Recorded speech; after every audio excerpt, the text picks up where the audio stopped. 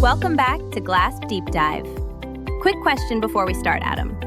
What did you watch on YouTube yesterday? Honestly, I remember maybe one video, and I watched 5 or 6. That's the whole episode right there. Because you, listening, are watching a YouTube video right now. This one. And by tomorrow, about 70% of it will be gone from your memory. Which is an awkward thing to say inside a YouTube video. But it's real. It's the forgetting curve. Ebbinghaus measured it in the 1880s, and it's been replicated ever since. So today is about how to actually keep what you watch. How to summarize YouTube videos so they stick. And the twist is, the obvious shortcut, letting an AI summarize everything for you, has its own trap. We'll get there. Start with the problem then. Watching feels productive. I follow the argument. I nod along. Maybe even feel a spark of insight. I walk away feeling smarter. That feeling is a lie your fluency tells you. The video flows, you understand each sentence, and your brain reads that ease as learning. It isn't. It's comprehension in the moment, not retention. And if you do nothing about it, most of it disappears within a day. So what does summarizing actually change? It forces 3 things.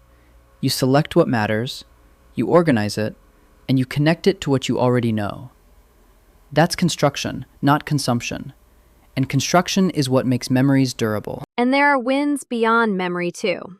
A written summary is searchable, which video isn't. You can send it to a colleague instead of asking them to sit through the whole thing.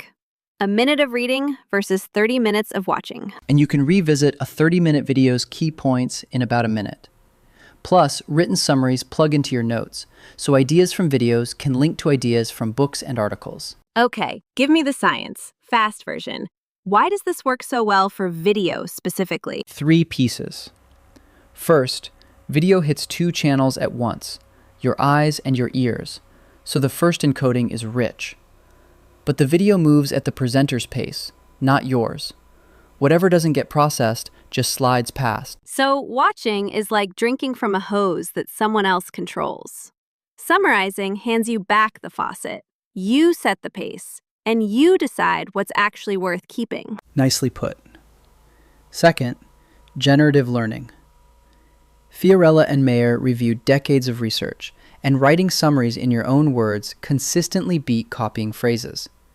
Paraphrasing forces deeper processing. Own words, not the speaker's words. Hold that thought because it comes back later. And the third piece? Roediger and Karpicke's testing effect research. In one landmark study, students who practiced recalling material remembered 80% of the key ideas a week later. The students who just reread it, 36%. 80 versus 36. So pausing a video and writing down what you remember is roughly twice as effective as re-watching it. And all it costs is a pause button. Roughly twice, yes. That one number should change how everyone watches educational video. So how do people actually do this? Walk me through the manual methods first, the pre-AI ways. The simplest is the timestamp method. Watch at normal speed, and every time the speaker switches topics, note the time and write one sentence. You end up with a structured outline of the whole video. One sentence per section. That's the discipline part. You have to find the core idea and throw the filler away. And making that choice is itself the processing. Exactly. Then there's the Cornell method, adapted for video. Detailed notes in a wide column while you watch. Cue words in a narrow column right after. And then the third step. Within a day, you cover the notes and write a summary from just the keywords, from memory. That's the testing effect smuggled into a note format. That third step is where the learning happens.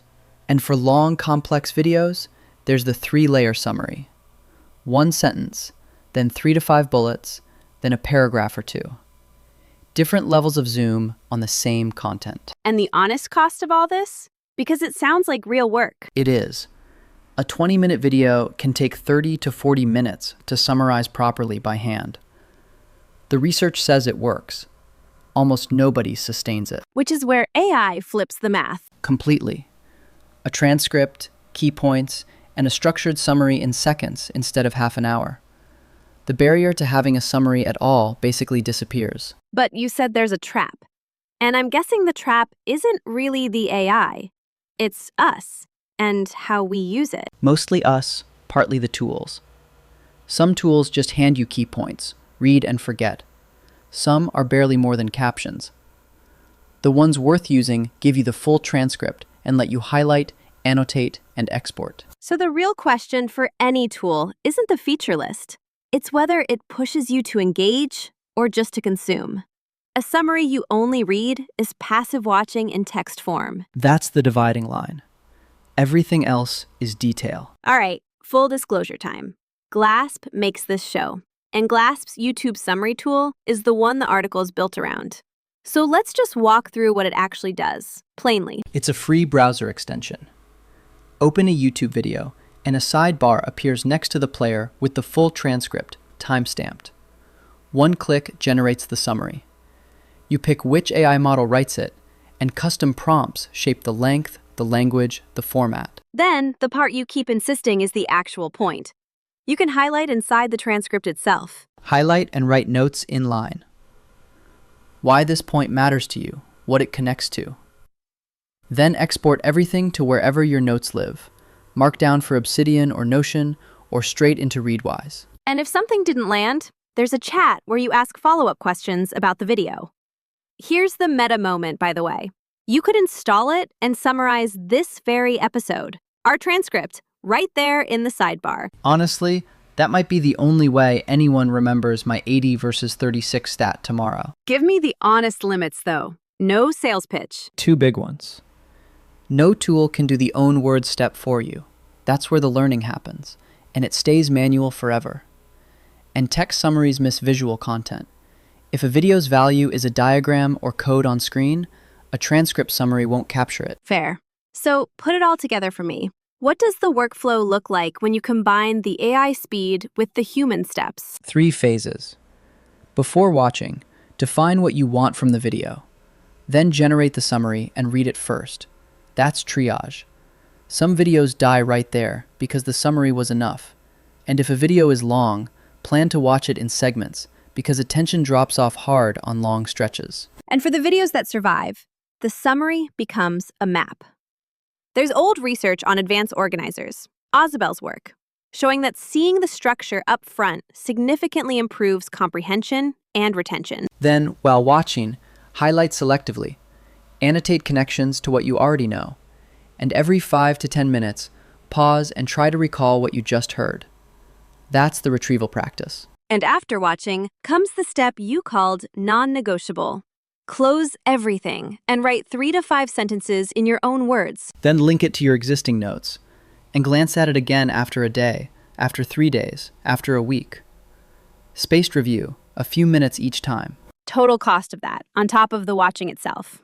Ballpark me. 10 to 15 extra minutes per video, against losing 70% of it. That's the cheapest deal in learning. Let's do common mistakes, because I suspect I make most of them. Number 1. Treating the AI summary as the finish line. It's the starting line. Read it, close it, write your own version from memory, then compare. The gaps between yours and the AI's are a map of your blind spots. I love that reframe. The gaps are the diagnosis. I also definitely summarize too much. Like, every video deserves the full treatment. It doesn't. Save the deep treatment for videos tied to your goals or your work. For casual viewing, a quick AI summary with no annotation is fine. What else trips people up? Give me the rest of the list. Never revisiting what you wrote, copying phrases instead of paraphrasing, and ignoring visuals.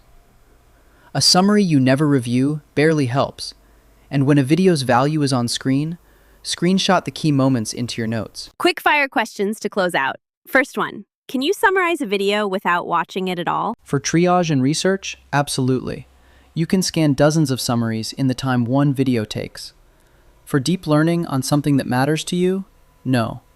Watch the key sections while working through the transcript. Second, how long should a good summary actually be? Is there a number? 10 to 20% of the spoken words. A 10-minute video is roughly 1,500 words, so aim for 150 to 300. Shorter loses nuance. Longer means you weren't selective. And third, the one everyone does, including me, watching at double speed. Does it work? The research says retention drops at faster playback. Summarizing claws some of it back, but speed plus summary still loses to normal speed plus summary.